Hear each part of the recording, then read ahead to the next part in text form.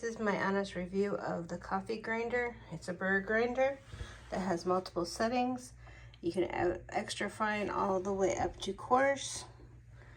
These are the controls to set for how many serving sizes you need.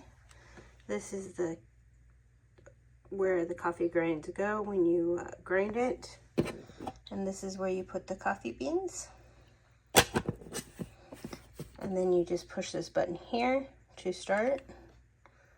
Do it for 2.